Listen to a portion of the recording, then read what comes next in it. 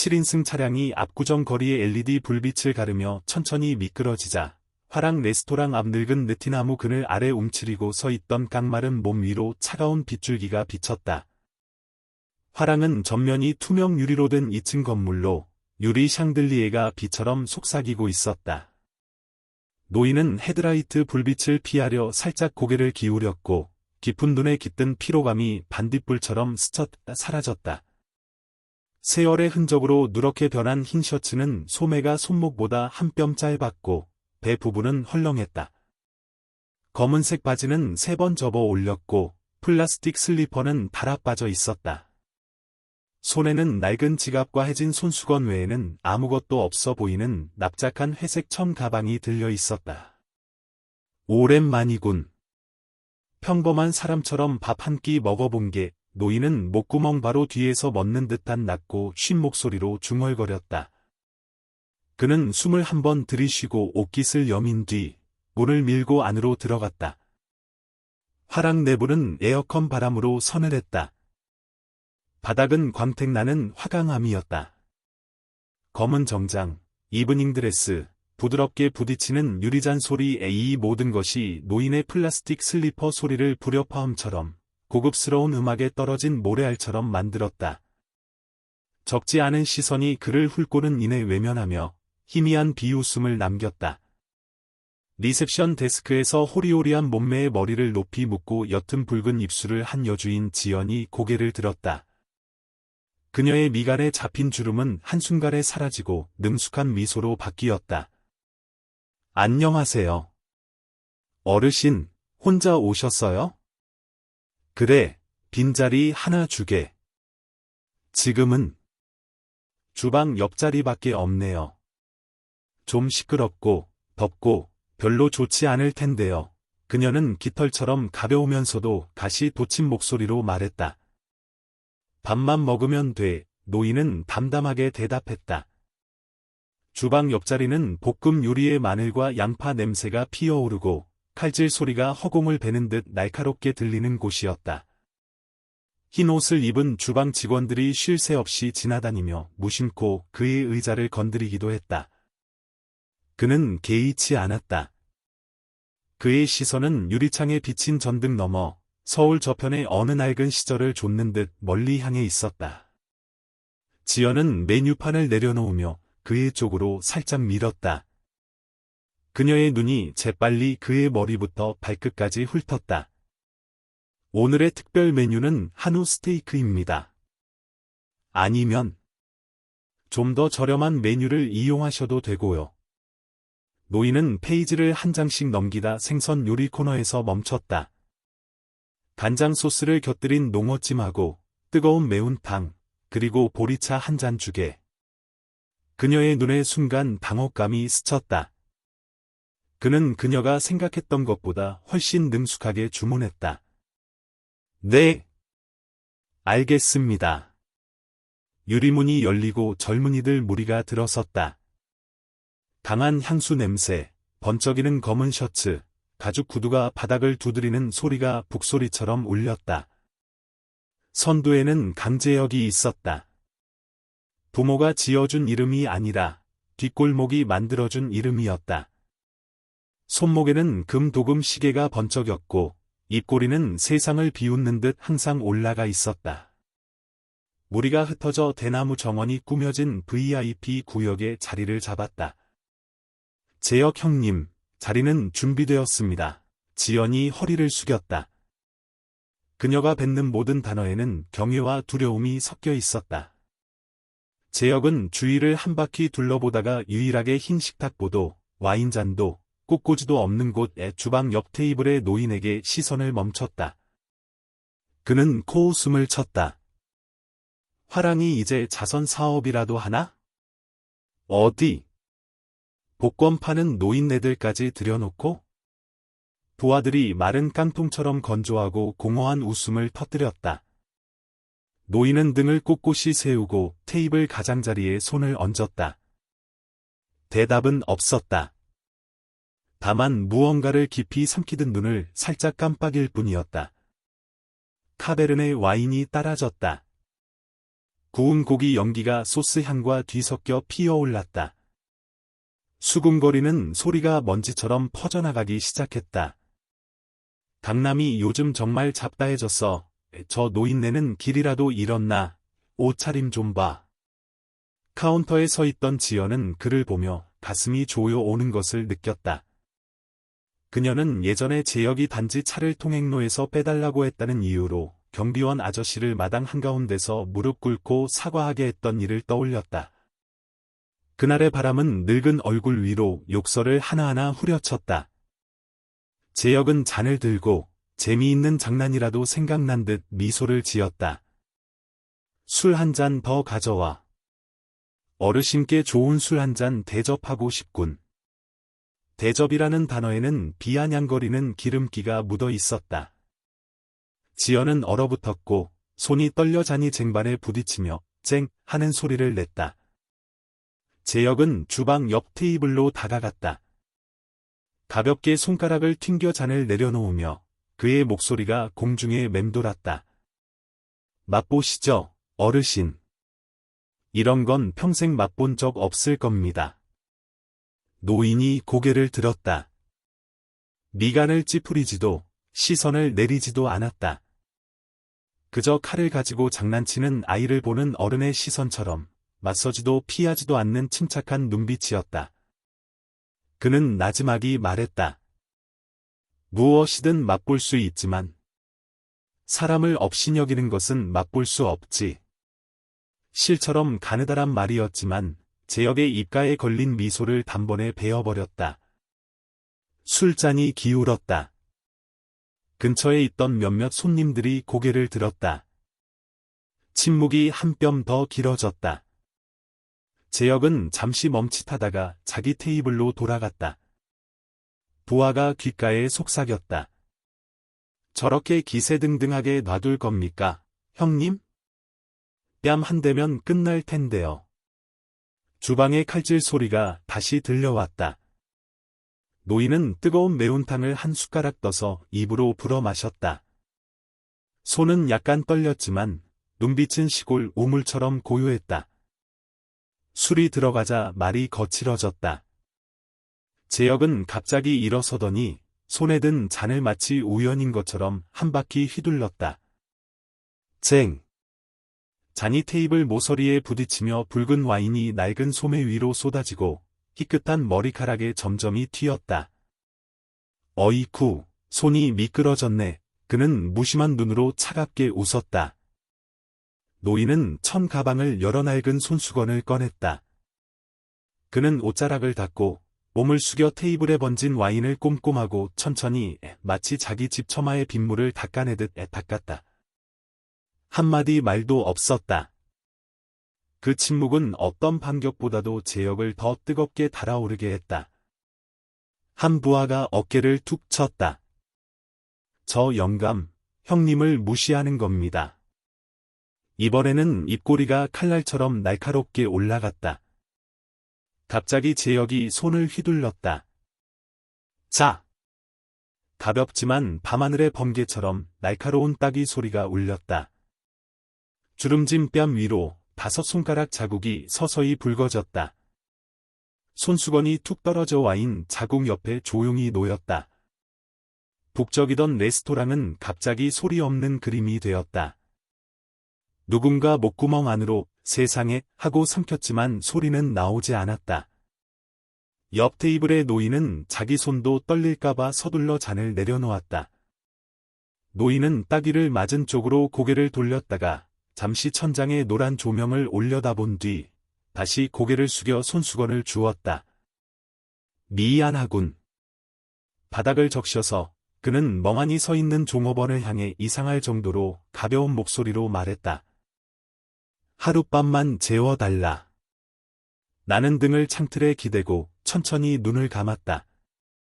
오래 참아온 눈물이 눈꼬리를 타고 식탁 모서리에 떨어졌다. 내일 아침이면 나갈 사람, 오늘 밤만 빌려주자. 이 단순한 결심 하나가 이상하게도 커다란 모험처럼 느껴졌다. 문 하나 열었을 뿐인데 내 마음의 문이 열리는 소리가 너무 크게 들렸다. 새벽이 가까워졌다. 부엌 시계 초침이 일정한 간격으로 방 안을 건너갔다. 그 규칙적인 소리가 고속도로의 차선처럼 느껴졌다. 한 칸, 또 한 칸, 나는 시계바늘과 함께 다음 칸으로 넘어갈 용기를 조금 모아보았다. 그때 닫힌 문 너머에서 그의 숨이 얕게 흔들리는 소리가 들렸다.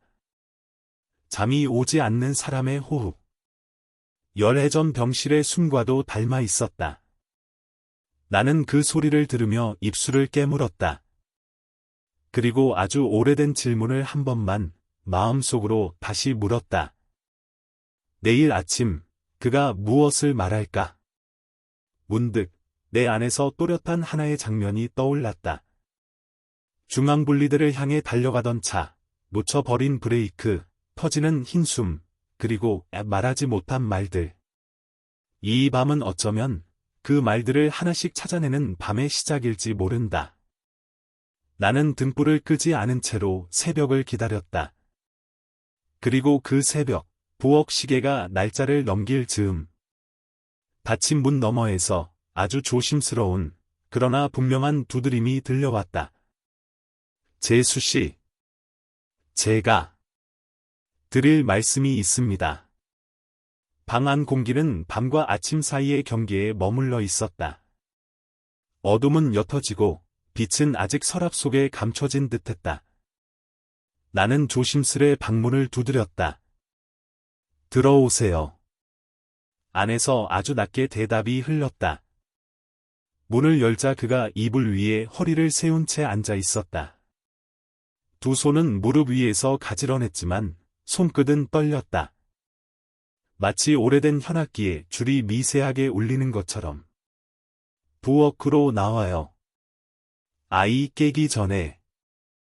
그는 고개를 끄덕였고 발뒤꿈치를 조심스럽게 바닥에 붙였다. 내가 먼저 걸었다. 뒤에서 슬리퍼 긁히는 소리가 따라왔다. 부엌 전등을 켰다. 노란빛 아래 작은 식탁이 섬처럼 떠올랐다. 나는 전기포트에 스위치를 올렸다. 물이 데워지자 고요 속에서 작은 끓는 소리가 자글자글 피어났다.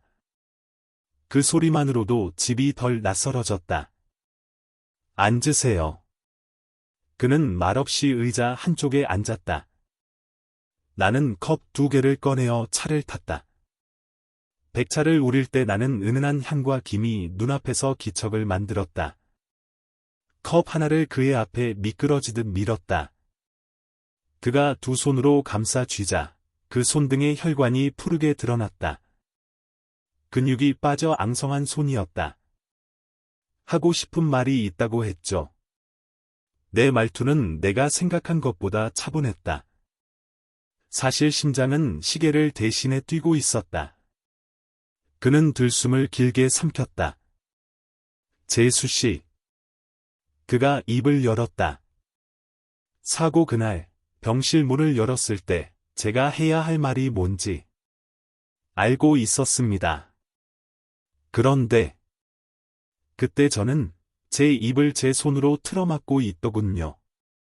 나는 그가 쥔 컵의 표면에 비친 불빛을 바라보았다. 거기에 내 얼굴이 흔들렸다. 그날 이후로 저는 어디든 도망쳤습니다. 그는 한 단어씩 꺼냈다. 처음엔 남해로 내려갔습니다. 어촌에서 막리를 하며 지냈습니다. 트럭에 얼음 실어 나르고 새벽마다 경매장에 서 있었습니다. 소금물 냄새에는 죄책감이 덜 실릴 거라 생각했습니다. 그러나 밤이 되면 바다도 도망이 되지 못했습니다. 물결 소리가 브레이크 없는 그 도로 소리랑 닮았거든요. 그의 입가가 떨렸다. 나는 그 떨림이 파도로 번지는 걸 보듯했다. 돈을 모았습니다. 손이 부르트고 허리가 굽어서도 손만 움직이면 생각을 늦출 수 있었습니다. 바닷바람에 말라붙은 손바닥으로 전표를 넘기고 현금을 봉투에 넣었습니다. 나중에 재수 씨와 아이에게 드릴 수 있지 않을까, 그런 생각으로. 그는 잠시 말을 멈추고 컵을 들어 한 모금 삼켰다. 식탁 위에 내려놓을 때 컵받침이 살짝 미끄러졌다. 그러다 어느 해 겨울, 설 전에 저는 서울로 올라왔습니다. 하루 정도 머무를 생각이었습니다. 그때 우리 집 앞까지 왔습니다. 골목 입구까지. 그의 시선이 내 어깨 너머를 스쳤다. 마치 열해 전에 골목을 보고 있는 듯했다. 1층 초인종을 누를까 말까 한참을 서 있었습니다. 그날도 추웠습니다. 그런데 발이 얼어붙은 건 추워서가 아니었습니다. 나는 숨을 들이켰다. 그럼 왜 다시 갔어요? 왜? 그날은 안 들어왔죠? 그가 눈을 감았다가 떴다. 문이 열리면 저는 살아남은 사람이 됩니다. 말의 결이 거칠었다. 그러면 저는 제 동생을 잃게 한 사람이면서도 밥을 먹고 잠을 자고 내일을 꾸리는 사람이 됩니다. 그게 두려웠습니다. 재수 씨 앞에서, 아이 앞에서 제가 살아있다는 사실이.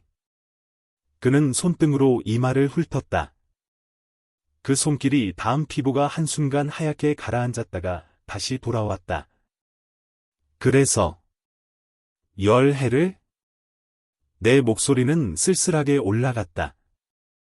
그는 조용히 고개를 끄덕였다. 열해가 아니어도 평생일 수 있었습니다. 그런데 시간이 저를 다시 데려왔습니다. 포트에 불이 꺼졌다. 미세한 딸깍 소리가 곁눈질처럼 이어졌다. 창문 밖에는 빗물이 아직 마르지 않아 새벽빛이 퍼지기 전에 도로가 무광으로 눕고 있었다. 나는 그의 다음 말을 기다렸다. 작년 여름이었습니다. 그가 다시 입을 열었다.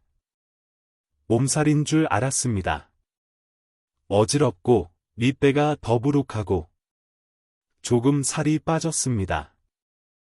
어촌에서 오래 일했으니 그럴 수도 있지 생각했습니다. 그런데 어느 날 눈이 노래졌다는 말을 들었습니다. 거울을 보니 흰자위가 누렇게 마치 오래된 종이처럼 발에 있었어요. 그의 목소리가 한 옥타브 내려앉았다. 병원에 갔습니다.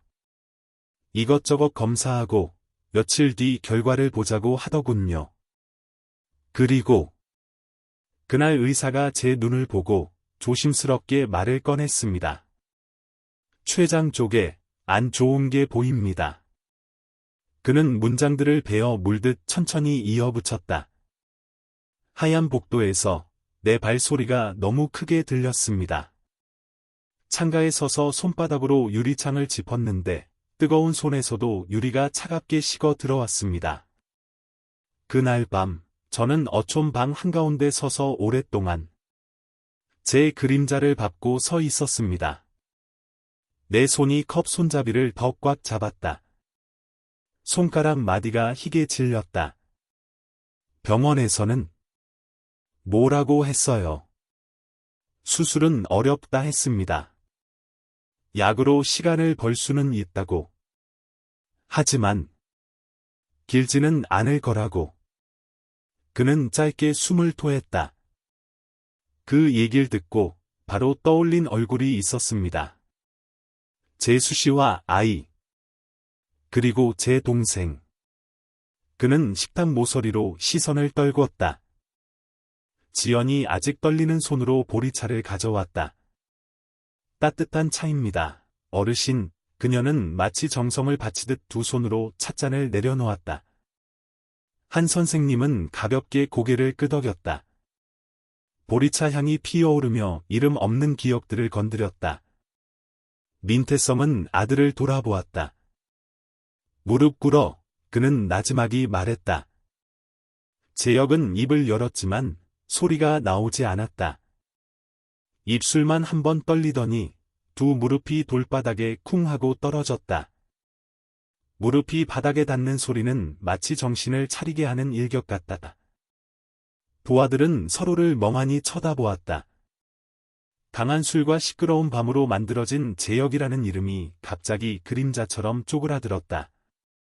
할아버지, 민태성은 한 선생님을 향해 돌아섰고 마치 친아버지를 대하듯 공손한 호칭으로 바꾸었다. 제가 자식을 잘못 가르쳐 무례한 녀석을 키웠습니다.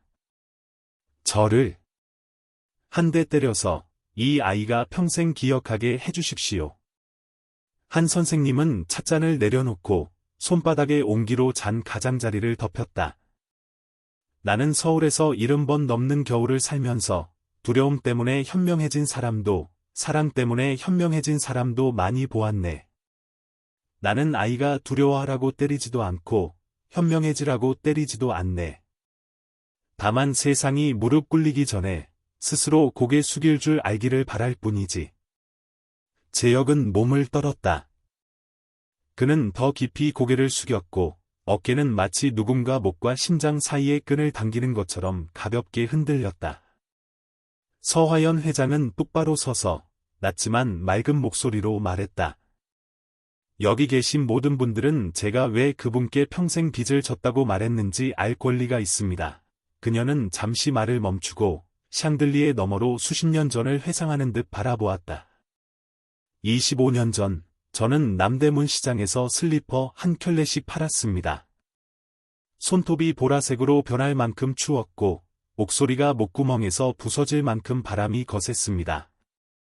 어느 날, 옆가게 주인이 자리를 다툰다는 이유로 제 물건에 더러운 물을 끼얹었습니다. 저는 울었습니다.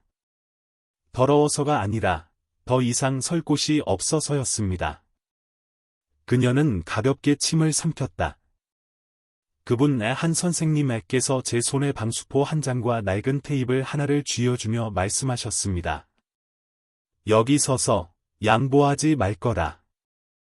자리가 좋아서가 아니라 오늘 내가 똑바로 서야 하기 때문이야. 주방 직원들이 몰래 손으로 눈을 닦았다. 한 나이 든 손님이 아내에게 속삭였다.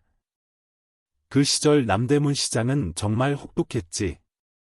그분은 제게 돈을 주지 않으셨습니다. 기회를 주셨고 이런 말씀을 해주셨습니다. 나중에 내가 성공하면 내가 너를 도왔던 것처럼 다른 사람을 도와주거라. 저는 조금씩 성공했고 더 많이 성공했습니다. 화랑을 열었고 여러 사람들을 만났습니다. 하지만 저는 그 말씀을 한 번도 잊은 적이 없습니다. 서 회장님은 제 역을 향해 돌아섰다. 그리고 오늘 밤 너는 나에게 똑바로 서는 법을 가르쳐준 분을 때린 것이다. 제 역은 마른 침을 삼켰고 목구멍은 모래를 부은 듯 건조했다. 제가 죄송합니다. 사과의 말은 투박하게 튀어나와 혀끝에서 비틀거렸다. 꾸밈도 없었고 아무도 금방 믿지 않았다. 하지만 그것은 올라가야 할 비탈길의 첫걸음이었다. 민태성은 한 걸음 나아가 아들과 한 선생님 사이에 섰다. 그는 오랫동안 매달려 있던 바위를 내려놓듯 어깨를 축 늘어뜨렸다. 할아버지, 1999년 겨울밤, 구수동 골목에서 6살배기 아이를 안고 빗속을 달리던 남자를 본 적이 있습니다. 비는 채찍처럼 얼굴을 때렸고 바람은 칼처럼 베었습니다. 그 남자는 불 꺼진 병원 문을 일일이 두드렸습니다. 마침내 그는 동네 보건소 문을 발로 차고 들어가 아이에게 해열 주사를 놔달라고 애원했습니다. 그는 입술을 굳게 다물었다. 그 아이가 제 아들입니다. 그 남자는 우리 앞에 앉아 계신 분입니다. 방구석에서 작은 아 하는 소리가 터져 나왔다가 목이 메었다. 지연은 쟁반 가장자리를 꽉 쥐었다. 찻잔에서 피어오르던 수증기가 갑자기 그녀의 눈앞에서 안개가 되었다. 제역은 벌떡 고개를 들었다. 그의 눈은 불꽃처럼 타올랐다가 한순간에 꺼졌다. 그게 저였어요. 그는 마치 긴 꿈에서 막 깨어난 사람처럼 더듬거렸다. 파스 냄새, 거친 숨소리, 얼굴을 가리던 비옷의 어렴풋하고 축축한 기억의 조각이 갑자기 등불 아래 깨진 유리처럼 반짝였다.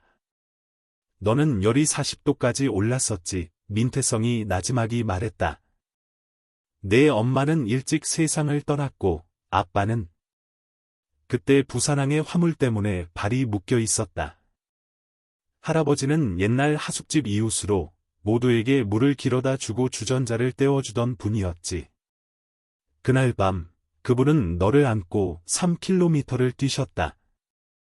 다음 날 아침, 그분은 찢어진 비옷만 남겨두고 이름도 남기지 않으셨다. 한 선생님은 눈을 가늘게 뜨고 먹물선처럼 옅은 미소를 지었다. 내 이름이 모 대수라고. 그때는 아이가 너무 크게 울어서 울다가 더 지칠까 봐 걱정했지. 재혁은 소리 없이 울었다.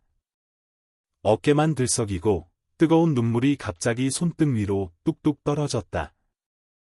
오랫동안 그는 강한 술로 그 이름을 제대로 부르지 못했던 공허함을 달래왔다. 오늘 밤 누군가 대신 불러주었다.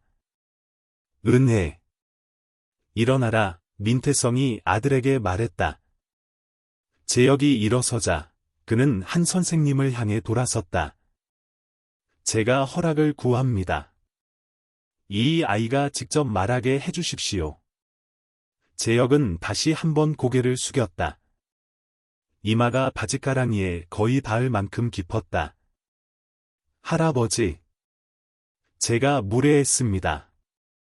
한 노인에게 무례했던 것이 아니라 겨울을 이겨내도록 저를 안아주셨던 어깨에 무례했습니다. 부디 제가 바로잡을 기회를 주십시오. 한 선생님은 바람에게 그러하듯 가볍게 고개를 끄덕였다. 기회는 항상 고개 숙일 줄 아는 자의 손에 있는 법이지. 바로잡을지 말지는 제때 고개를 들 줄 아느냐에 달려있고. 서 회장님이 신호를 보냈다. 2명의 경호원이 물러났다. 주방의 칼질 소리가 익숙한 리듬으로 돌아왔다. 하지만 그날 밤 화랑은 달라져 있었다. 술을 따르는 사람들은 더 천천히 따랐고 잔을 드는 사람들은 더 낮게 들었다. 화려함에는 문득 부드러운 부끄러움의 향기가 깃들었다. 거짓말. 남편은 뒤를 가리켰다.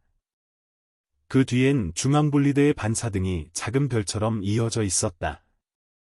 밤의 도로가 우리 거실로 흘러 들어왔다. 형을 미워하지 마, 남편이 속삭였다. 나는 화가 났다. 당신이 없는데 어떻게 미워하지 말래? 미워하다가 지치지 않았어? 그의 말이 천천히 내려앉을 때 멀리서 초인종 소리가 들렸다. 딩동의 꿈속 소린지 현실 소린지 구분되지 않았다. 남편은 모서리에 놓인 유리컵을 들어 내게 건넸다. 실금 사이로 빛이 들어왔다. 깨졌지만 아직 쓸 수 있어. 이대로? 응, 다만 조심해서 잡아. 그리고 물을 자주 갈아줘. 그가 웃었다.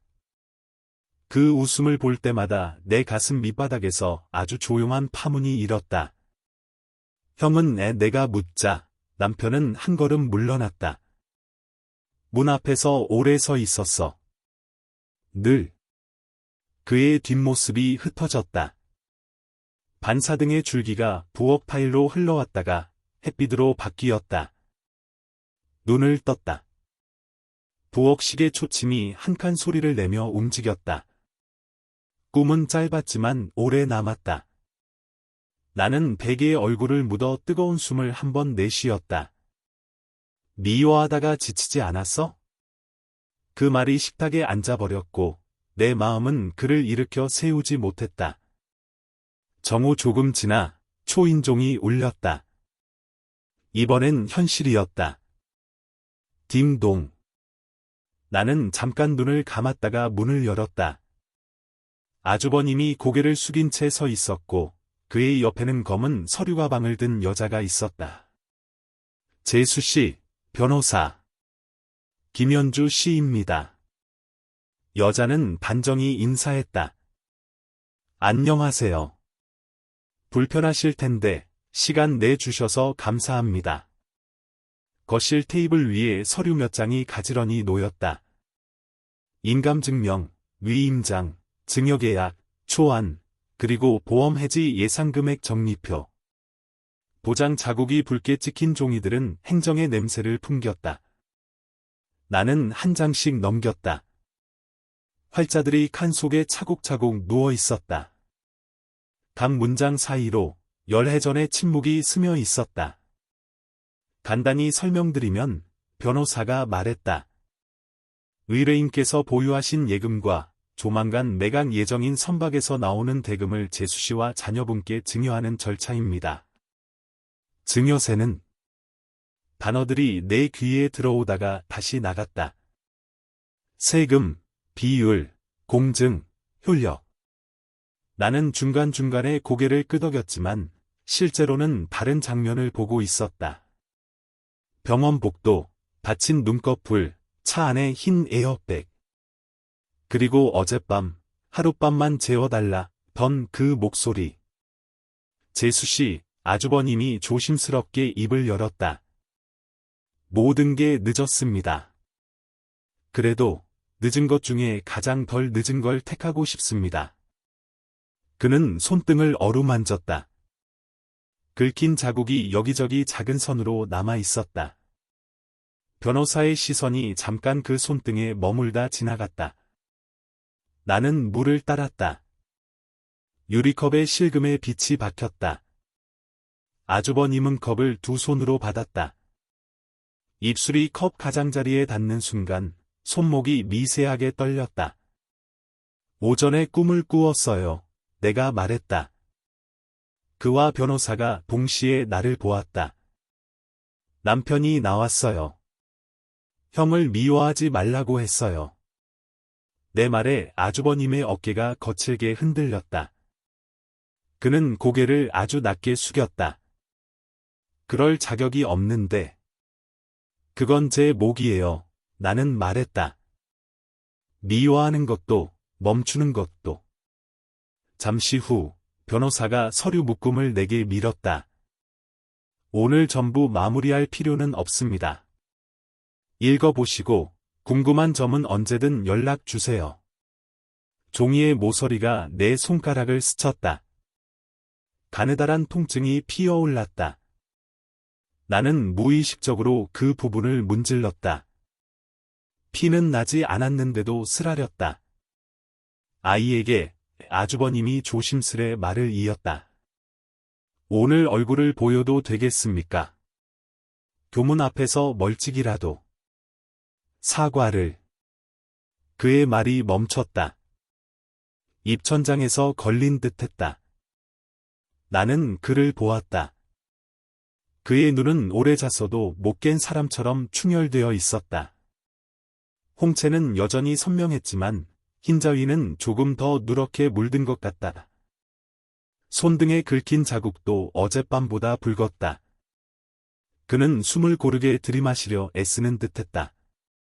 아직은 나는 말을 고르려 했지만 그 순간 초인종이 울렸다. 딩동. 이번엔 택배였다. 문 앞에 박스 하나가 놓여 있었다. 아이가 주문한 미술도구. 박스 테이프를 뜯자 안에서 새 크레파스 냄새가 풀렸다. 색들이 줄지어 누워 있었다. 노랑, 파랑, 초록, 검정. 그 줄서는 모양이 중앙분리대의 반사등과 닮아 있었다. 나는 갑자기 숨이 막혔다. 열해전의 장면이 흐릿해지며 가슴 한복판으로 돌진했다. 재수씨, 괜찮으세요? 변호사가 물었다. 나는 고개를 끄덕였지만 이미 균형을 잃고 있었다. 그날 브레이크 자국이 없었답니다. 병원 경찰관이 말하던 목소리가 귓속에서 살아났다. 시속이 꽤 높았고 졸음이. 나는 유리컵을 내려놓았다. 컵받침이 미끄러지며 딸깍 소리를 냈다. 아주버님의 손이 놀라 자기도 모르게 내 손목을 붙잡았다. 손끝이 뜨겁고 거칠었다. 그 순간 전신을 한기가 타고 올라왔다. 이 손으로 생각이 그 자리에서 커졌다. 이 손으로 핸들을, 이 손으로. 나는 손을 획 빼었다. 목소리가 내 계획보다 높게 솟구쳤다. 안 됩니다. 거실 공기가 닫히듯 멈췄다. 변호사도 아주버님도 말이 없었다. 나는 이어 말했다. 오늘은, 아니. 당분간은 아이에게 오지 마세요. 교문도, 멀찍이도, 다 안 됩니다.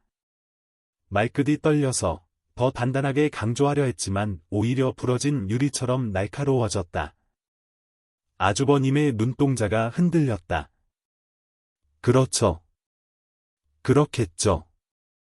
무리한 부탁이었습니다. 그는 조용히 고개를 끄덕였다.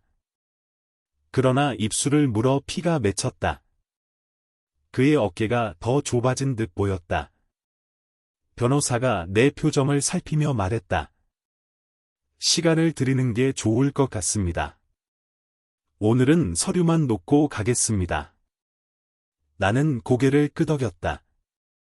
미안합니다. 제가 말이 잘리지도 이어지지도 못했다. 실금 사이로 물이 스며들듯 내 목구멍 안쪽으로 무언가 스며들었다. 그들이 일어나 신발을 신는 동안 나는 현관에서 한 걸음 뒤로 물러섰다. 아주버님이 마지막으로 허리를 깊이 굽혔다. 오늘 말씀 고맙습니다. 다음에 다시 뵙겠습니다. 잠깐만요. 나는 그를 불렀다. 그가 놀라 고개를 들었다. 서류는 두고 가세요. 읽어볼게요. 그리고 치료에 필요한 건 변호사님 통해 알려주세요. 저도 모른 척하진 않겠습니다. 말을 하고 나니 방금 전 안 됩니다. 와 같은 입에서 나온 말이라고 믿기지 않았다. 두 문장은 서로 등을 지고 서 있었다. 나는 그 사이에 끼어 서 있었다. 문이 닫히고 집 안이 고요해졌다. 나는 테이블로 돌아와 서류를 한 장씩 다시 훑었다.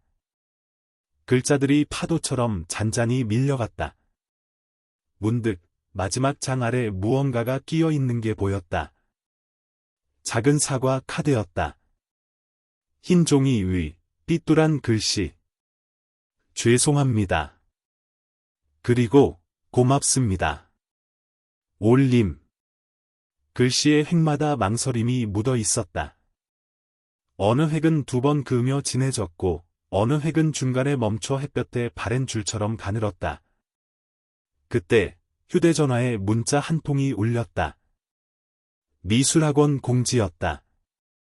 오늘 비 예보로 수업 종료 시간이 평소보다 15분 앞당겨졌다는 내용. 나는 화면을 내려다보다가 갑자기 심장이 쿵 내려앉는 걸 느꼈다.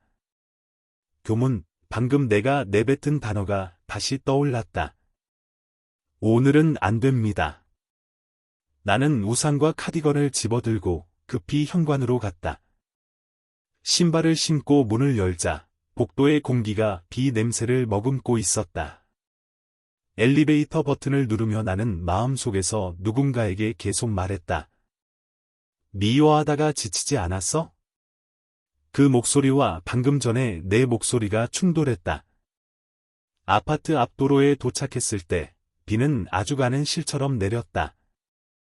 차창에 떨어져 번지는 물방울이 낮은 빛을 길게 끌어당겼다. 버스가 지나가며 바닥에 물을 바스락 뒤섞었다. 신호등이 초록으로 바뀌자 나는 보폭을 넓혔다.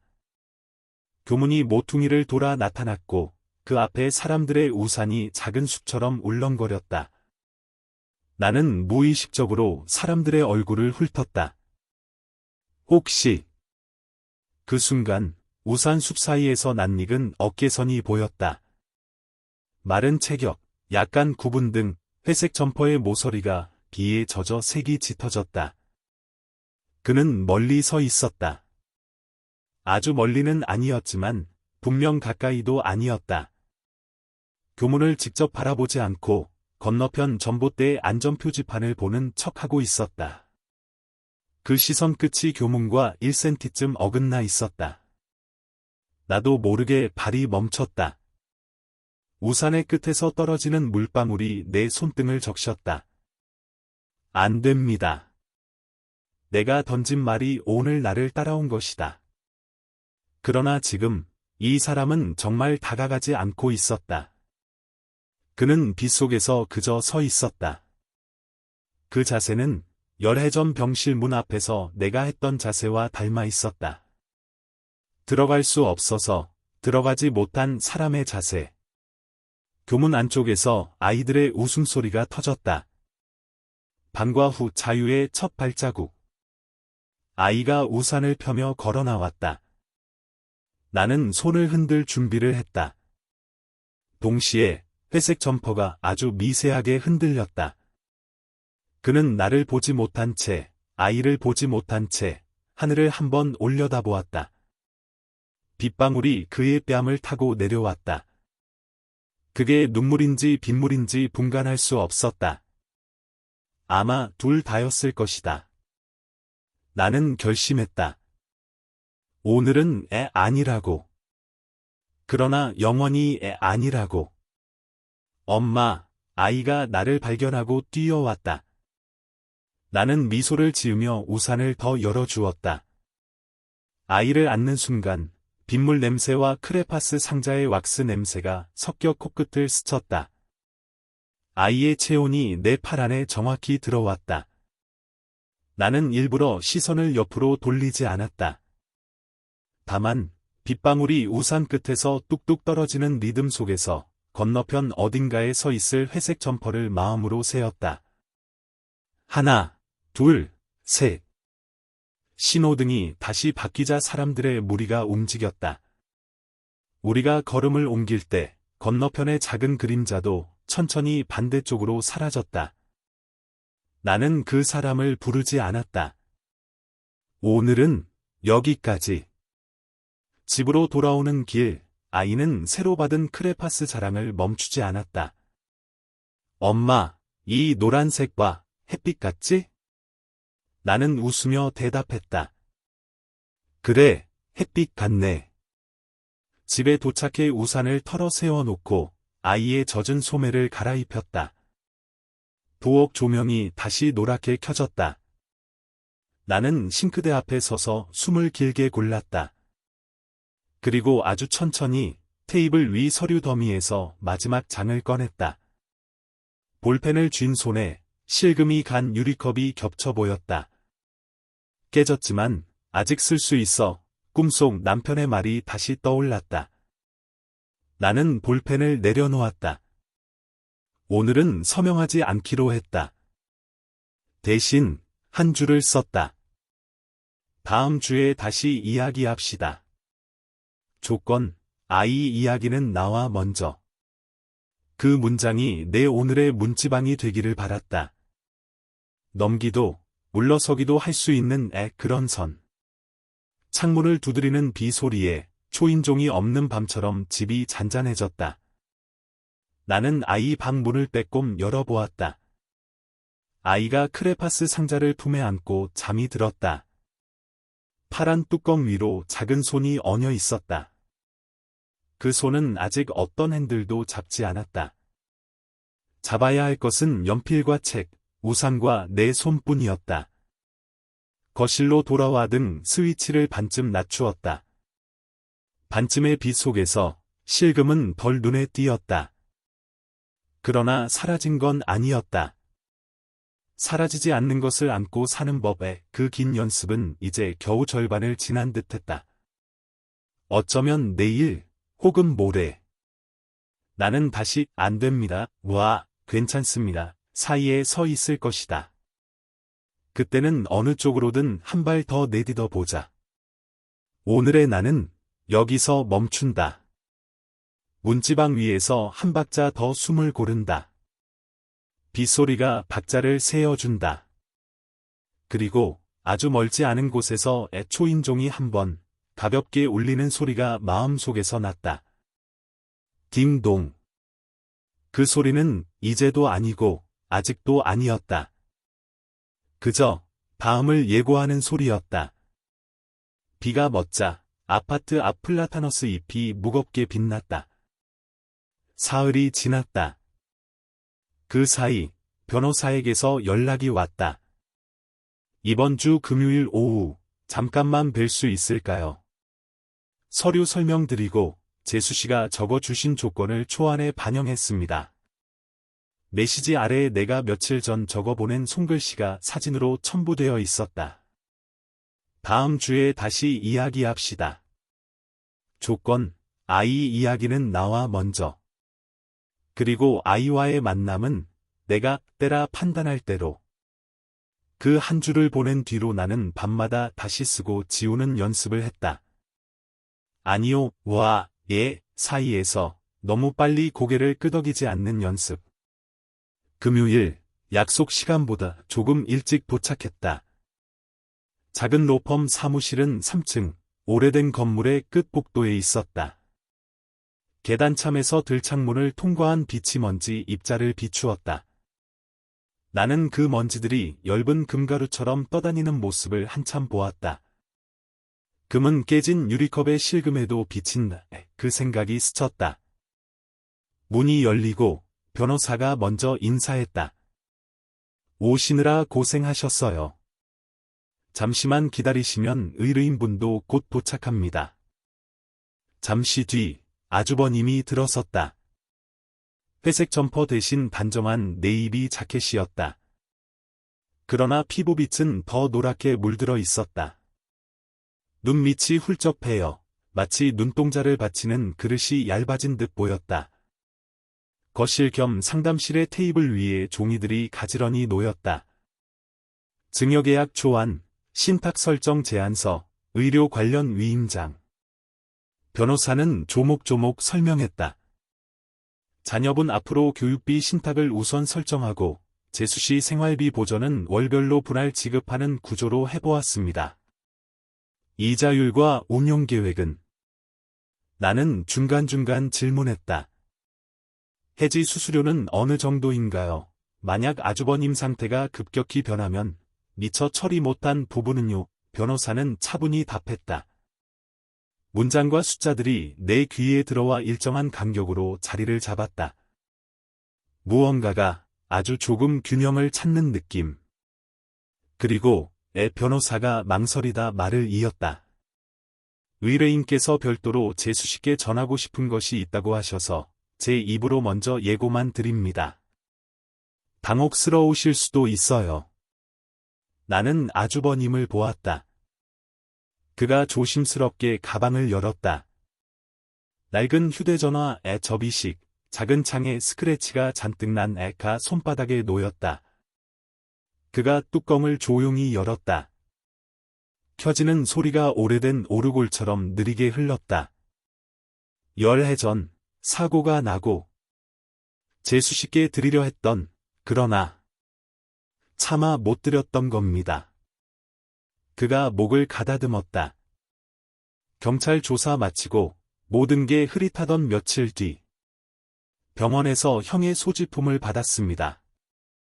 지갑, 키, 그리고 이 전화. 그때는 할 수가 없었습니다. 그런데 최근 정리하면서 다시 켰더니 그는 작게 숨을 들이켰다. 미발신 메시지함에 음성 메모가 하나 있었습니다. 보낸 시간은 사고 나기 20여 분 전. 사무실 안 공기가 한순간 얇아졌다. 나는 등받이에 등을 붙였다가 다시 몸을 앞으로 기울였다. 그가 내 앞에 전화를 내밀었다. 재수씨가 먼저 들으셔야 맞습니다. 제가 들은 건 반의 반도 아닐 겁니다. 변호사가 소형 스피커를 가져왔다. 그는 이어폰 대신 스피커를 연결했다. 작은 기계가 캐캐묵은 숨을 골랐다. 재생하겠습니다. 아주버님이 버튼을 눌렀다. 사무실 조용한 공기 속으로 낮은 바람 소리 같은 잡음이 먼저 흘렀다. 차 안의 소리일 것이다. 시트의 직물 마찰음, 방향지 시등이 깜빡이는 리듬, 멀리서 바퀴에 닿는 도로의 잔소리. 그 다음 남편의 목소리가 살아있는 사람처럼 나왔다. 여보, 나 지금 형이랑 가는 길 늦어질 것 같아. 형이 피곤해 보여서 내가 세우자 했는데 형이 괜찮대. 아까 커피도 마셨다고. 그래도 내가 계속 말하고 있어. 형, 갓길에 잠깐만 하고. 여보, 걱정하지 마. 집에 가면 창가에 우유. 아침에 빼먹지 말고. 아이는 오늘 늦게 깨우지 말고. 어제 늦게 잤잖아. 이 메시지 도착하면 웃을래? 별것도 아닌 말만 했네. 혹시 만약에 이런 말을 하면 혼나겠지만 혹시나 하는 일이 생기면 형을 너무 미워하지는 말아줘. 사람은 때로 자신보다 졸음을 더 믿어. 나도 그럴 때 있고. 알지? 아, 형아 진짜 갓길 좀. 말이 끊겼다. 짧은 침묵 뒤에 남편의 웃음이 아주 가볍게 스쳤다. 집에 가면 내가 쓰레기 버릴게. 알았지? 그리고 소리의 끝, 비, 하고 오래된 기계음 하나. 나는 의자 가장자리를 잡았다. 손끝이 식었다. 남편이 내게 하던 일상의 말들이 거기 있었다.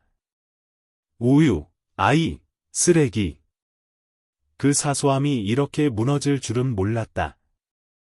중요한 말을 감싼 것도 사소함이었다. 형을 너무 미워하지는 말아줘. 그 문장은 누군가의 마지막 부탁처럼 들렸다. 아니, 정말로 마지막이 되어 버린 부탁. 아주버님이 고개를 깊이 숙였다. 저도 며칠 전에 처음 제대로 들었습니다. 그의 목소리가 떨렸다. 그날 재수씨 앞에서 아무 말도 못한 제가 열해가 지나서야 이런 걸 내밀다니. 제 꼴이. 변호사가 조용히 손을 들었다. 지금은 서로를 탓하는 말은 조금만 미룹시다. 나는 겨우 입을 열었다. 남편 목소리가 생각보다 그대로네요. 내 귀에는 아직 방향지 시등에 딸깍이 매달려 있었다. 그 리듬이 집의 초인종 소리와 겹쳤다. 딩동 딸깍 딩동. 열해가 하나의 소리끈으로 묶이는 느낌. 변호사가 서류 한 묶음을 내밀었다. 이 부분은 오늘 서명하지 않으셔도 됩니다. 다만 신탁 구조만 합의해 두면 의뢰인분 치료 일정이 급박해질 수도 있어. 그녀의 말이 치료에 이르렀을 때 아주버님의 손등이 푸르게 솟았다가 다시 꺼졌다. 땀샘이 순간적으로 열린 듯 그의 관자놀이에 작은 물방울이 맺혔다. 괜찮으세요? 내가 물었다. 그가 엷게 웃었다. 괜찮습니다. 말끝이 미끄러졌다. 판이 살짝 뒤틀린 리코더처럼 소리가 어긋났다. 변호사가 종이컵에 물을 따라 건넸다. 아주버님은 받으려다 잠깐 허공을 더듬었다. 컵이 손에 덜컥 걸렸다. 물이 조금 쏟아져 테이블 위에 둥근 얼룩을 만들었다. 나는 급히 휴지를 집어 얼룩을 눌렀다. 물의 가장자리가 천천히 퍼졌다. 균열 없이 퍼지는 얼룩이었지만 내 눈엔 실금처럼 보였다. 잠깐 바람을 쐬고 오시는 게 변호사가 제안했다. 그래서 우리는 복도 창가로 나왔다. 3층의 창에는 계단참의 나무 창틀 냄새가 묻어 있었다. 낯빛이 잿빛으로 가라앉은 오후, 거리는 택배 트럭이 천천히 지나가고 있었다. 아주버님이 창턱을 가볍게 짚었다. 췌장 쪽 통증은? 오늘은 덜한데 몸이 좀 가볍지 않네요. 그의 농담 같지 않은 농담에 나는 무슨 대답을 해야 할지 몰랐다. 잠시 창밖 소리만 따라 흘렀다. 길 건너 편의점 앞에서 초록 간판이 미세하게 깜빡였다. 바람이 불자 먼지 입자들이 일시에 흔들렸다. 그 순간 아주버님의 어깨가 미묘하게 가라앉았다. 그리고 더. 아주버님. 내 말이 끝나기도 전에 그의 무릎이 툭 힘없이 꺾였다. 나는 반사적으로 그의 팔을 붙잡았다. 몸이 내 쪽으로 기울었다. 생각보다 가벼웠다. 비정상적으로 가벼웠다. 변호사가 의사 하고 외쳤다. 사무실 안에서 누군가 뛰어나왔다. 복도가 일순간 소란해졌다. 119 부르겠습니다. 누군가가 전화하는 소리가 들렸다. 나는 그의 등을 받치고 벽과 내 몸 사이에 길을 만들었다. 아주버님의 입술색이 순식간에 변했다. 미열이 올라 있었는지 이마는 뜨거웠고 손끝은 차가웠다. 그의 눈이 반쯤 떠졌다가 감겼다. 재수, 애씨. 아름답게 산다고 칭찬받았어요. 아이는 조심스럽게 종이를 한 선생님께 건네고는 제역을 향해 돌아보며 작은 목소리로 말했다. 형이 제 신발끈 더 예쁘게 묶어주세요. 한 선생님은 지호의 머리를 쓰다듬었다. 누가 칭찬해주지 않아도 괜찮다. 거울을 볼 때 내 마음이 부끄럽지 않으면 그만이야. 아이는 이가 빠진 채 환하게 웃으며 마당으로 달려나갔다. 땀 냄새와 분필 가루 냄새가 세상에서 가장 비싼 향수처럼 희미하게 남았다. 재혁은 그 모습을 보며 눈가가 촉촉해질 때까지 웃었다. 아마도 저편 서울의 밤은 여전히 음악 소리로 요란할 것이다. 하지만 바로 이 순간 아름답게 산다는 상장 한 장이야말로 올바른 주파수의 음악이었다. 밤이 깊어졌다. 하늘에서는 구름이 시장에 가는 노인처럼 느리게 흘러갔다. 재혁은 그에게 화랑에서 있었던 일을 이야기했다. 뺨을 때린 일, 붉은 와인 자국, 아버지와 서 회장님 앞에서 무릎 꿇었던 일, 한 선생님은 비 오는 소리를 듣듯 귀 기울였다. 말을 끊지도 고개를 끄덕이지도 않고 가끔 나지막이 하고 대답할 뿐이었다. 그는 용기를 냈다. 제가 공개적으로 말할 수 있도록 허락해 주셨으면 해요. 제 평판을 싣기 위해서가 아니라 저 같은 놈들이 침묵하는 사람을 오해하지 않도록 하기 위해서요. 한 선생님은 살짝 얼굴을 돌렸다. 깊은 주름이 어두워졌다. 하려면 내 이름을 빌리지 말 거라. 내가 하는 행동 그 자체를 빌려라. 휴대전화가 울렸다. 아버지라는 이름이 떴다. 재혁은 툇마루로 나가 전화를 받았다. 민태성은 아주 천천히 말했다. 어디냐? 양평에요. 가지는 않겠다. 너 그 길을 끝까지 가거라. 처음으로 부자는 올바른 곳에서 침묵을 택했다. 공허하게 비워두기 위해서가 아니라 숨을 쉬기 위해서. 서울, 새벽녘. 마포의 낡은 새방에서 지연은 쟁반을 테이블에 내려놓았다. 쟁반 위에는 얇은 편지 봉투 하나가 놓여 있었다. 비스듬하지만 단정한 필체였다. 그날 밤 서비스 요금입니다. 체면을 잃어버린 노인을 대신에 받아주세요. 죄송하다는 부분은 그 청년이 스스로 말하는 법을 배우도록 남겨두겠습니다. 가르치려 드는 말 없이 단지 지폐 한 장과 젊은이가 행동으로 채워야 할 빈 공간뿐이었다. 지연은 목구멍이 뜨거워지는 것을 느꼈다. 눈물이 터져 나왔다. 서러워서가 아니라 부끄러워서였다. 오랫동안 자신을 결핍의 희생자라고 생각했는데 알고 보니 편견에 손을 내주고 있었던 것이다. 그녀는 노트북을 열어 원서를 작성했다. 유아교육과 등록. 전송 버튼을 눌렀다. 시스템은 짧지만 손 떨리는 메시지를 띄웠다. 성공적으로 제출되었습니다. 지연은 웃음을 터뜨렸다. 몇 달 만에 처음으로 억지 웃음이 아니었다. 창문 밖, 창살 사이로 부는 바람은 누군가의 손이 다독여주는 것 같다. 테이블 위에는 편지 봉투가 그대로 놓여 있었다. 작은 마침표 하나가 제자리에 찍히자 한 사람의 인생 문장이 전환점을 맞이했다. 같은 날 오후, 서화연 회장은 화랑채인 사무실에 앉아 있었다. 그녀 앞에는 낡은 사진 한 장이 놓여 있었다. 두 젊은 남자. 한 명은 칼날처럼 날카로운 눈빛을, 다른 한 명은 온화한 미소를 짓고 있었다. 그녀는 차를 따르며 목구멍에서 기억이 파도치는 것을 느꼈다. 그녀는 휴대전화를 들었다.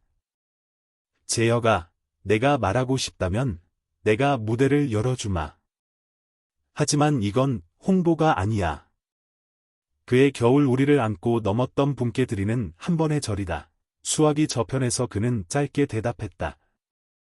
네, 나는 대답은 길지 않았지만 신발끈이 스치는 소리처럼 들렸다.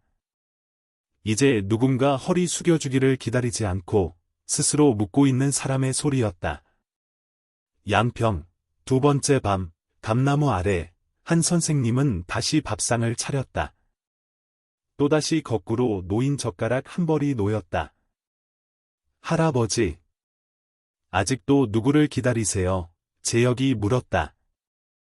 그는 보리차 한 모금을 마시고 대나무 문 쪽으로 시선을 돌렸다. 나 자신을 기다린다.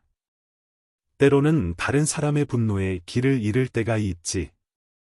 그럴 땐 앉아서 밥 한술 뜨고 그런 다음에 계속 갈지 결정해야 한단다. 그는 침묵했다. 마음이 마을 저편에서 닭 우는 소리를 들은 것처럼 설렜다. 어서 아침이 오기를 바랐다. 하지만 오늘의 조급함은 달랐다. 잘못을 바로잡고 싶은 조급함이었다. 지호가 숨을 헐떡이며 달려 들어왔다. 형, 지연 누나가 이거 전해달래요. 짧은 편지였다. 오늘 저녁 근무는 쉬기로 했어요. 할아버지와 형을 작은 자리에 초대해서 공개적으로 이야기하고 싶어요. 말로 하지 않으면 삶의 습관이 되지 않는 것들이 있다고 생각해요. 재혁은 편지를 다 읽고 손을 꽉 쥐었다.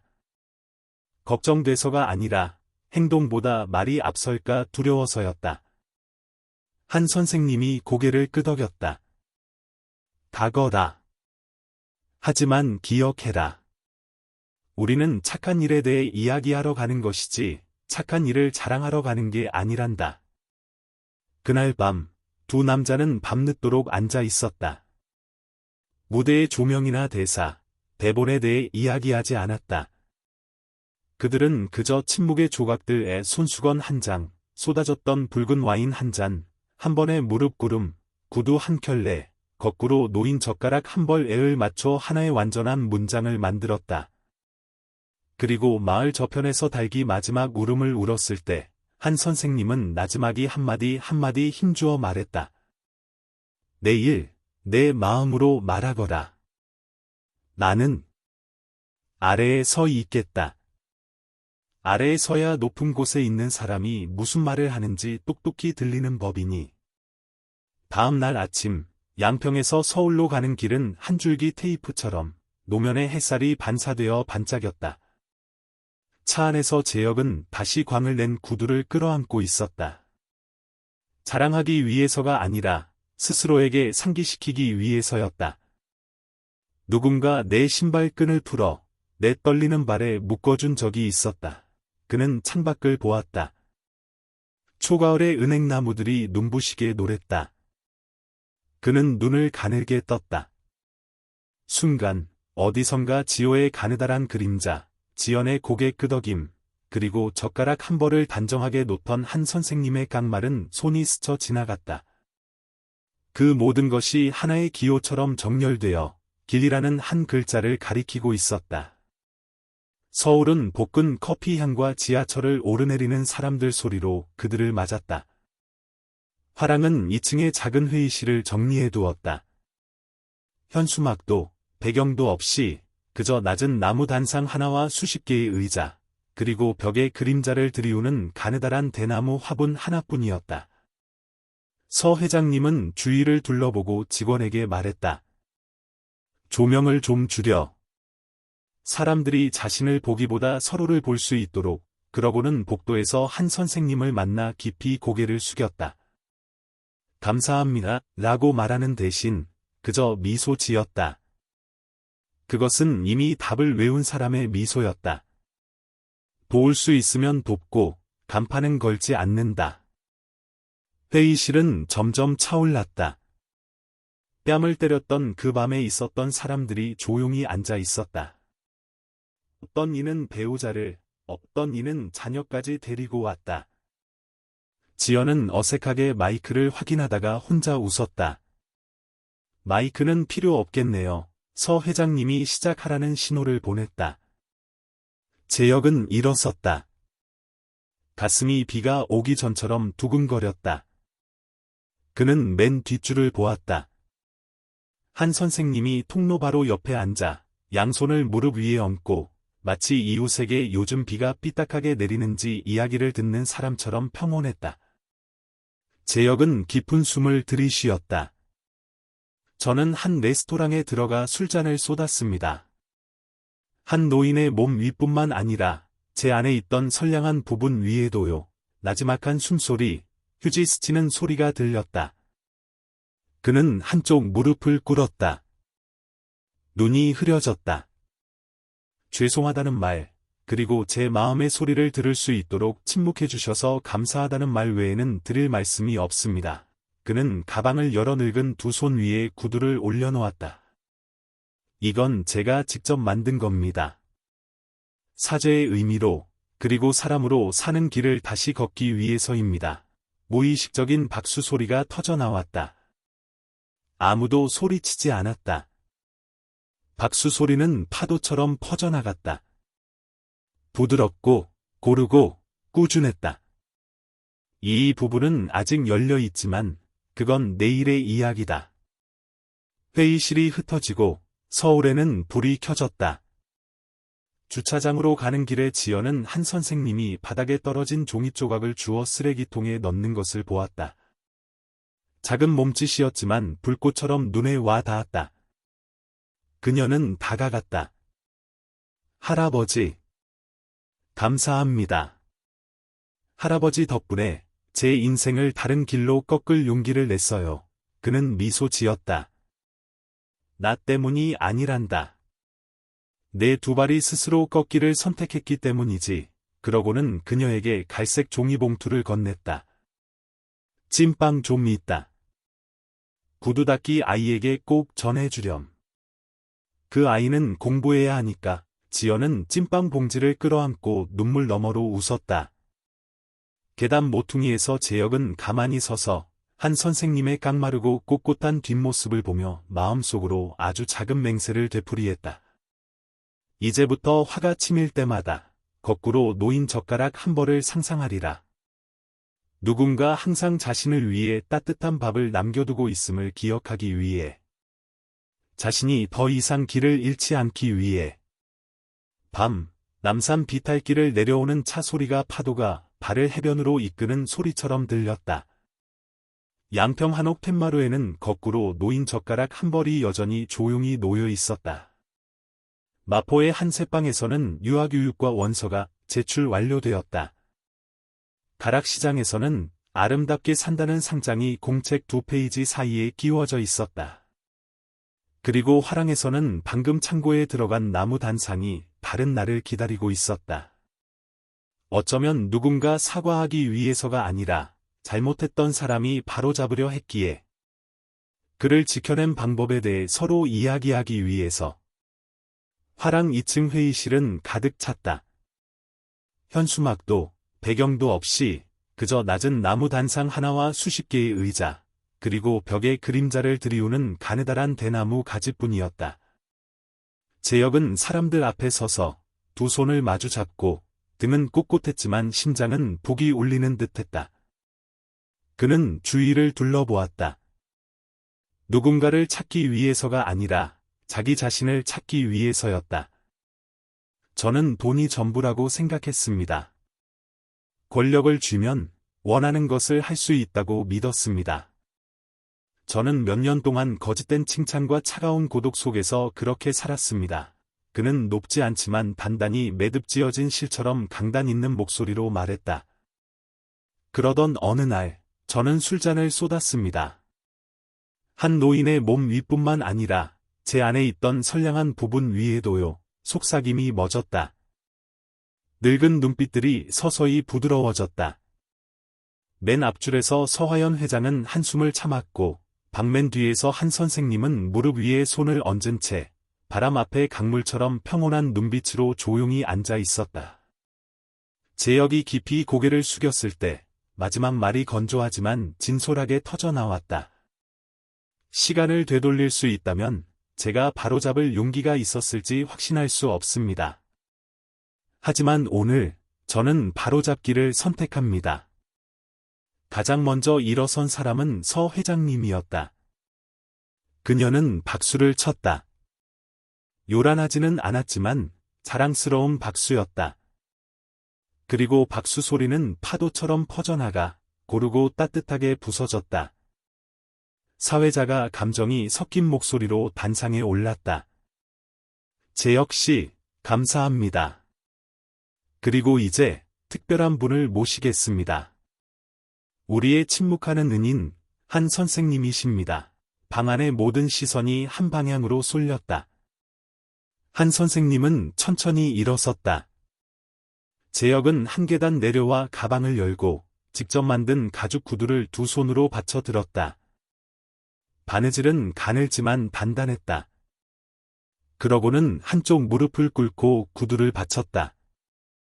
연설은 필요 없었다.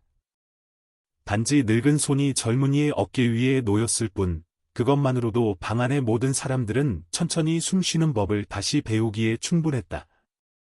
그 순간 무언가 위치가 바뀐 듯했다. 거만했던 사람은 마룻바닥이 더 따뜻하게 느껴졌고 주방 옆에 조용히 움츠리고 있던 사람은 불빛 속으로 걸어 들어왔다. 한 선생님은 재혁의 손을 잡고 함께 단상에 올랐다. 희끗한 머리에 소박한 옷차림의 노인이 고개 숙인 젊은이의 손을 잡고 있는 그 모습은 아직 망설이던 휴대전화들을 지나 그 자리에 있던 모든 이의 기억 속으로 곧장 걸어 들어갔다.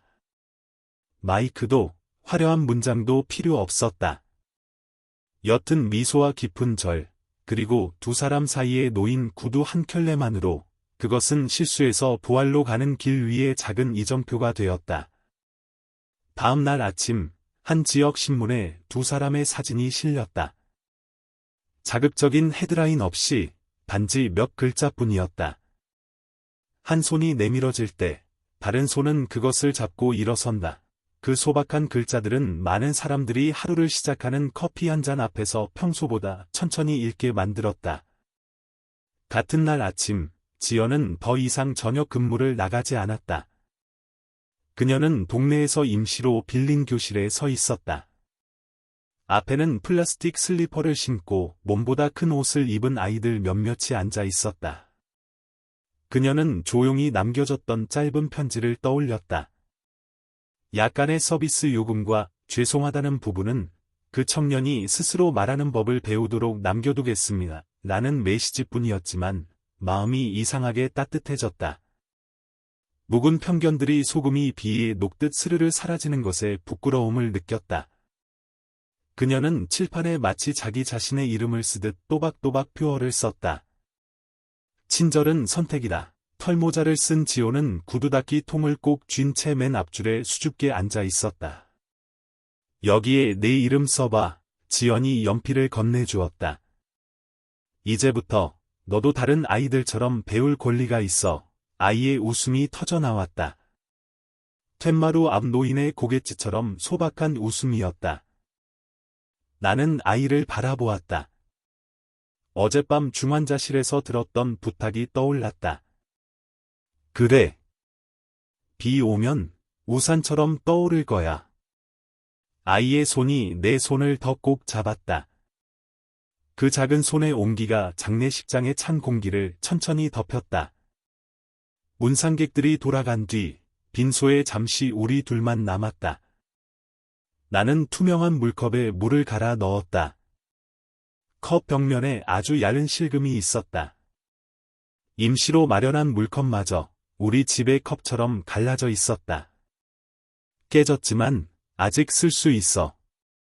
나는 물을 반쯤 채우고 테이블 위에 올려두었다. 물 위에 향 연기가 비치며 느리게 흔들렸다. 바람도 없는 실내에서 연기는 스스로 길을 찾는 듯 흘렀다.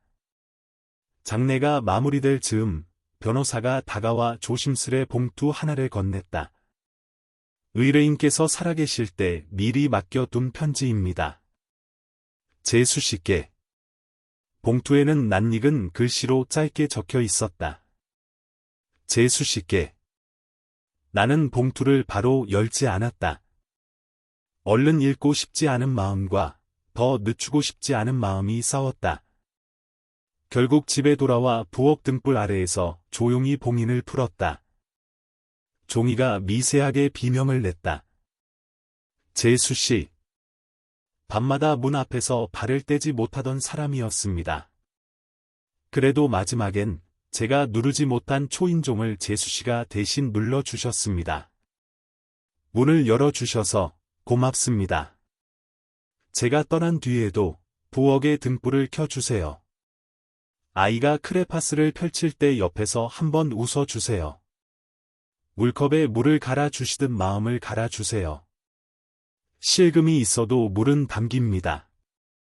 마음도 그렇다고 저는 너무 늦게 알았습니다. 형에게도 말해주세요. 이제 됐다고 저도 그 말 듣고 싶었습니다. 그리고 가끔은 저를 여보라고 불러주신 그날 밤을 떠올려 주세요. 저는 그 한 번으로 오래 버텨 보겠습니다. 죄송합니다. 고맙습니다. 평안하십시오. 아주버님 올림. 편지를 덮자 등불이 잠깐 흔들린 듯 보였다. 바람은 없었다. 흔들린 것은 내 눈이었다. 나는 의자에 앉아 두 손으로 얼굴을 가렸다. 소리 내 울지 않으려 애쓰니 눈물은 오히려 조용히 더 오래 흘렀다. 싱크대 위의 시계가 한 칸 움직였다. 딸까. 이제 됐다. 누군가의 마지막 소원이면서 남은 자의 첫 문장이기도 했다. 그날 밤 아이가 잠든 뒤 나는 오래 창밖을 보았다. 가로등 불빛이 젖은 노면 위에 길게 누워 있었다. 반사등 대신 도시의 불빛들이 나를 안내했다. 나는 마음속에서 또 한 번 초인종 소리를 들었다. 딩동. 이번에는 문을 열었다. 비어있는 현관이 아니라 내 안의 문이었다. 그 문 뒤에는 아직 이름을 붙이지 못한 내일이 서 있었다. 두 사람의 사진을 벽장에 다시 모셔두고 등불을 껐다. 어둠은 완전하지 않았다. 어딘가에서 작게, 아주 작게 금속종 소리가 울렸다. 배 위의 작은 종이, 여분의 고리. 딩. 나는 그 소리를 기억하기로 했다. 무너질 때마다 그 소리를 찾아 듣기로. 비가 올 때마다 우산을 펼치듯. 장례가 끝나고 계절이 한 번 넘어갔다. 비의 모양이 달라지고 시장의 채소 상자의 오이가 다시 싱싱하게 쌓이기 시작할 즈음이었다. 변호사와의 절차는 예정대로 마무리되었다. 아이 앞으로 교육비 신탁이 설정되고 내 앞으로 생활비가 분할로 들어오기 시작했다. 숫자는 구체적이었고 마음은 여전히 추상적이었다. 나는 그 추상을 다루는 법을 배워야 했다. 비유하자면 물컵에 물을 제때 갈아주는 일처럼 지나치게 넘치지 않게, 모자라지 않게 매일 일정한 리듬으로 골목 모퉁이에 작은 식당을 열었다. 간판은 크지 않았다. 우산밥집. 아이가 그려준 노란 우산 그림을 간판 한켠에 붙였다. 문 위에는 아주버님이 내 손에 쥐어준 작은 금속 고리를 달았다. 배 위에 엷은 종이라던 그것. 고리 끝에 작은 방울을 달아 문이 열릴 때마다 소리가 나도록 했다. 첫날 손님이 들어오자 맑고도 단단한 소리가 가게 안을 한번 쓸고 지나갔다. 딩! 그 소리는 바다에서 멀리서도 알아듣는다 했던 소리였다. 길을 잃은 날, 귀가 먼저 기억하는 나는 그 소리를 첫 손님에게 건네는 인사처럼 느꼈다. 메뉴는 단출했다. 시래기국, 고등어구이, 달걀말이, 그리고 날이 좋을 때만 만드는 부추전. 내게 익숙하고 내 손이 기억하는 것들. 점심 무렵 나이 지긋한 손님들이 하나둘 들어왔다. 옆집 약국 사장님, 길 건너 사진관 할아버지, 시장에서 늘 마주치던 아주머니들. 식당은 조용히 사라졌다. 숟가락이 그릇에 닿는 소리, 국물이 피어오르는 김, 탁자 위에 내려앉는 작은 대화들. 아가씨, 이 집 종소리가 참 곱네, 사진관 할아버지가 말했다. 네, 바다에서 쓰던 종이래요. 바다는 멀어도 사람 마음은 다 거기서 오는가 봐. 할아버지는 국물 한 숟갈을 뜨며 말을 이었다. 내 아내도 겨울에 갔어. 그 뒤로는 누가 문을 열고 들어오면 자꾸 고개가 먼저 들려. 혹시나 하는 마음은 사람을 참 오랫동안 붙잡더라고. 나는 반찬 하나를 더 놓았다. 국물 리필해 드릴게요. 그는 고마워 하고 종이 울리는 문 쪽을 한 번 더 돌아보았다. 그 눈길에 오래 묵은 생각들이 얹어 있는 듯했다. 그 순간 나는 알았다. 이 작은 종은 손님들의 혹시나를 잠깐씩 붙잡아 두는 구실을 할 것이라는 것을. 그리고 붙잡은 뒤 놓아주는 일까지 맡아줄 것이라는 것을. 부엌 선반 위에는 실금간 유리컵이 여전히 있었다. 이제는 물컵으로 쓰지 않고 작은 들꽃을 꽂아 두었다. 시장에서 얻어온 남천 잎이나 들국화, 가끔은 아이가 학교 앞 화단에서 주워온 작은 송이들. 나는 그 컵에 물을 매일 갈았다. 물을 갈 때마다 아주버님의 편지 첫 장을 떠올렸다. 물컵에 물을 갈아주시듯 마음을 갈아주세요. 실금이 있어도 물은 담깁니다. 깨졌지만 아직 쓸 수 있는 것들. 우리 집의 시간도 내 마음도 그 범주에 포함된다는 걸 나는 조금씩 체득했다. 토요일이면 아이와 함께 장을 봤다. 아이는 크레파스 상자를 늘 들고 다녔다. 식당 한켠에 작은 그림 코너를 만들어 매주 한 장씩 걸었다. 어느 주에는 노란 우산 아래 두 사람이 서 있었고, 어느 주에는 파란 도로에 하얀 반사등이 별처럼 줄지어 있었다. 그 그림 앞에 서면 나는 고속도로의 밤과 부엌의 등불이 겹치는 것을 봤다.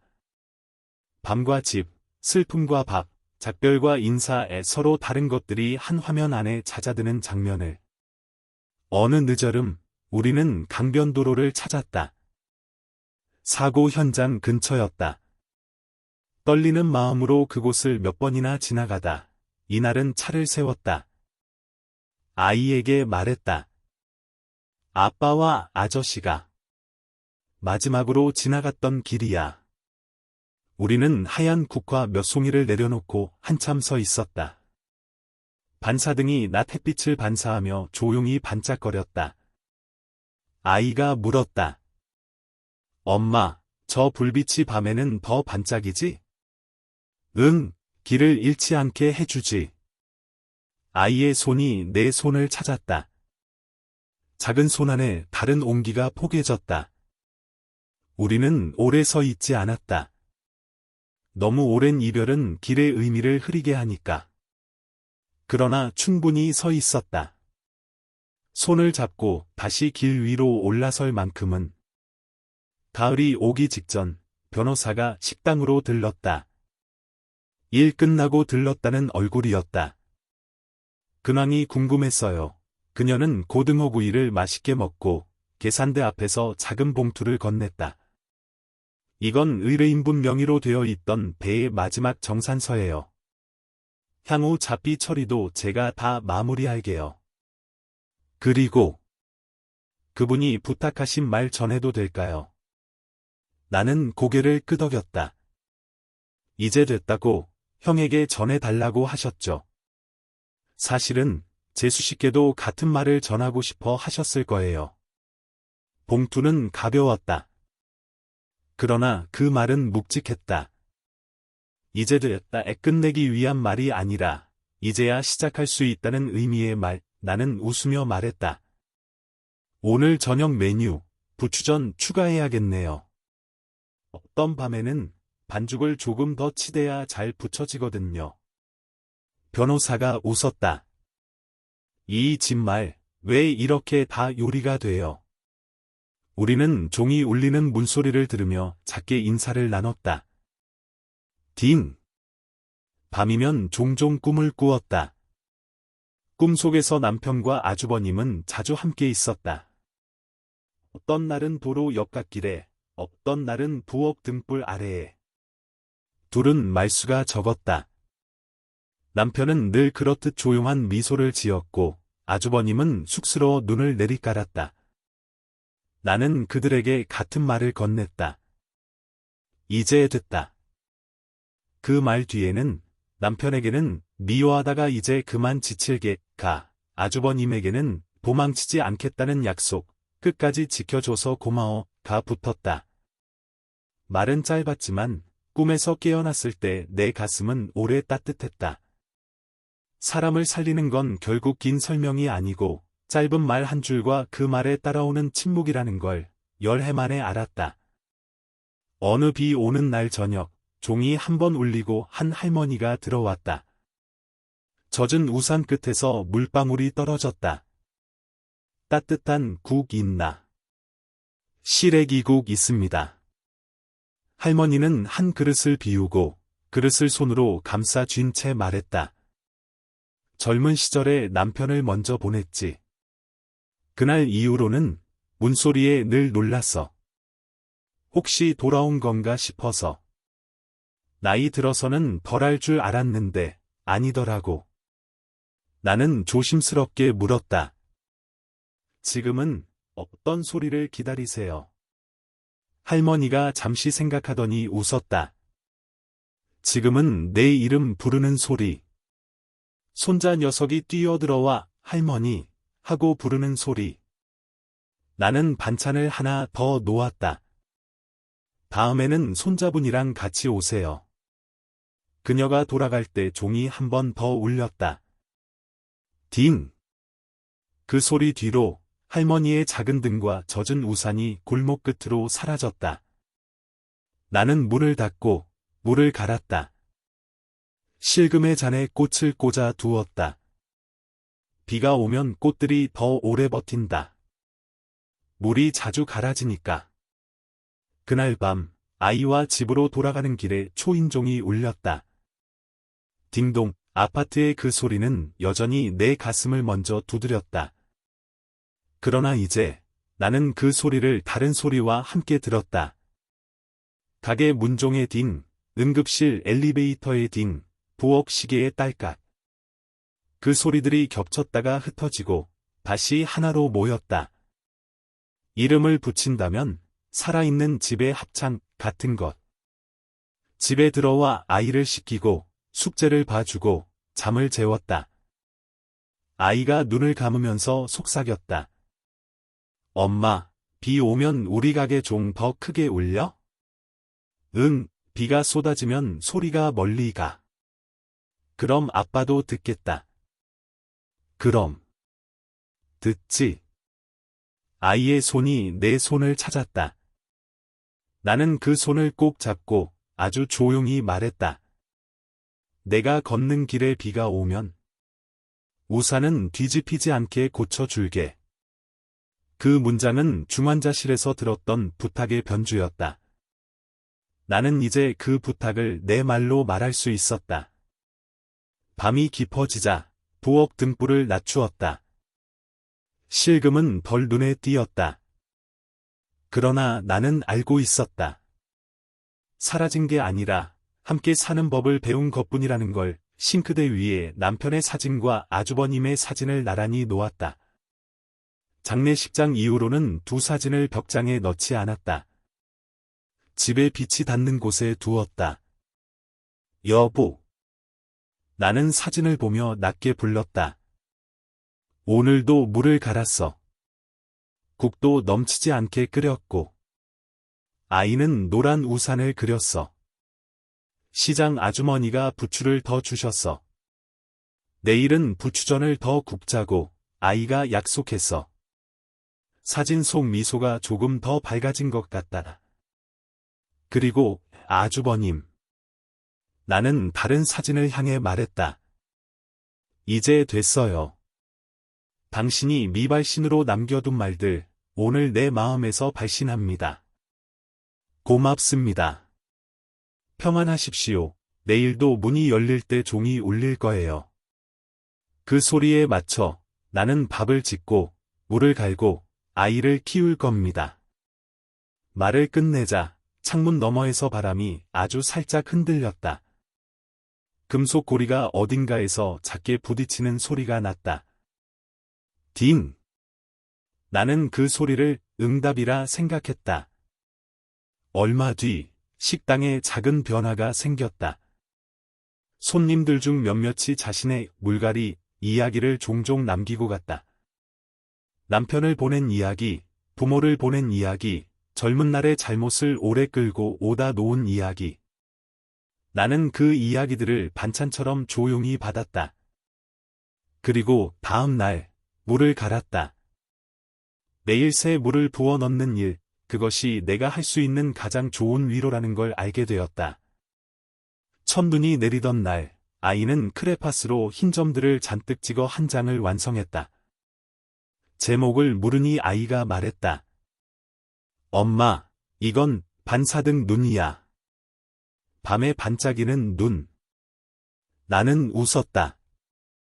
예쁘다. 길 잃지 않겠네. 그 그림을 식당 벽에 걸었다. 눈이 내리는 창밖과 그림 속 점들이 서로에게 길을 가르쳐 주는 듯했다. 손님이 들어왔다. 종이 울렸다. 딩! 문득 나는 내가 어떤 사람이 되었는지 알 것 같다. 슬픔을 잊어버리는 사람이 아니라 슬픔의 물을 제때 갈아주는 사람. 실금 간 컵을 버리지 않고 돌보는 사람. 비가 오면 우산을 펴고 바람이 불면 우산의 살을 살짝 고쳐 잡는 사람. 초인종이 울리면 문으로 나아가 누군가의 망설임을 안쪽으로 한 걸음 들여보내는 사람. 그날 밤 마지막으로 부엌 등불을 껐다. 어둠이 방 안으로 천천히 내려앉았다. 그러나 완전한 어둠은 아니었다. 내 귀에는 여전히 작은 소리가 남아 있었다. 초인종의 딩동, 문종의 딩, 시계의 딸깍. 그 소리들이 내일의 시간을 맞추는 메트로놈이 될 것이다. 나는 침대에 누워 눈을 감았다. 잠이 오기 전 마음속에서 두 사람의 발소리가 들렸다. 갓길에 차를 세우고 서로를 기다려주는 발소리. 이번에는 누구도 도망치지 않았다. 누구도 혼자 서 있지 않았다.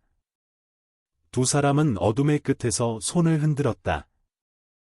이제 됐다. 나는 속으로 대답했다. 응, 이제 됐다. 그리고 아주 멀리서 종이 한 번 울렸다. 딩! 오늘도 제 이야기에 귀 기울여 주셔서 고맙습니다. 누구의 삶에도 말로 다 못할 그리움과 미안함이 있지요. 이 작은 채널이 여러분의 하루의 조용한 위로가 되었기를 바랍니다. 영상이 마음에 닿았다면 좋아요와 구독으로 응원해주세요. 그리고 기억 속에 남아있는 이야기나 지금의 마음을 댓글로 남겨주시면 다음 이야기를 준비하는 데 큰 힘이 됩니다. 늘 건강하시고 평안하시길 바랍니다.